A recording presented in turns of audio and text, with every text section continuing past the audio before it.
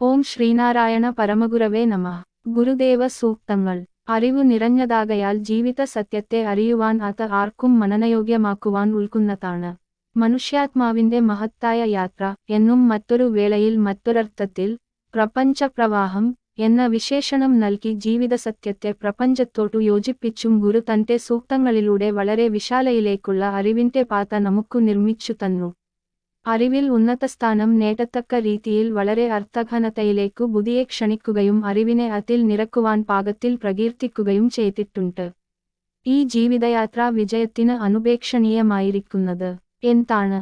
അതും ഗുരു വ്യക്തമാക്കി തന്നിരിക്കുന്നു. ലോകത്തിന്റെയും ഈശ്വരന്റെയും തത്വങ്ങളെക്കുറിച്ചുള്ള അറിവും അതിൽ നിഷ്കളങ്കമായ വിശ്വാസവും ബാഹ്യവും ആഭ്യന്തരവുമായ ശുദ്ധിയും മാത്രമാണ് മനുഷ്യനു വേണ്ടത്. ഇതിൽ മനുഷ്യാത്മാവിന്റെ മഹത്തായ യാത്ര ശരീരത്തോട്ടുള്ള യാത്രയാണ്.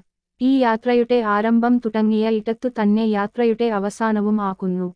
ആയതിനാൽ ആത്മാവുള്ളതാണ്, ശരീരമുള്ളതാണ്, ഈ യാത്രയും ഉള്ളതാണ്. ഗുരുദേവജ്ഞാനത്തെ മനനവിധേയമാക്കി ആന്തരിക നേത്രം എന്ന ഉണ്മയിലൂടെ സത്യത്തെ ഗ്രഹിക്കുമ്പോൾ മാത്രമേ ഈ പ്രപഞ്ചത്തിൽ ഇല്ലാത്തതും ഉള്ളതും എന്താണെന്ന അറിവു നമുക്കു ലഭിക്കുകയുള്ളൂ.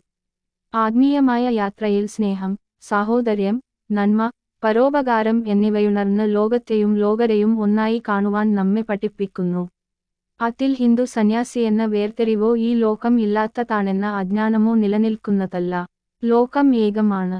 അതിലെ ജീവിതമാർഗവും ധർമാധിഷ്ഠിത കർമ്മത്താൽ ബന്ധിക്കപ്പെട്ട ഏകമായ യാത്രയാണ്. ഇതാണു നമ്മെ മഹാഗുരു പഠിപ്പിച്ചത്. നമസ്തേ.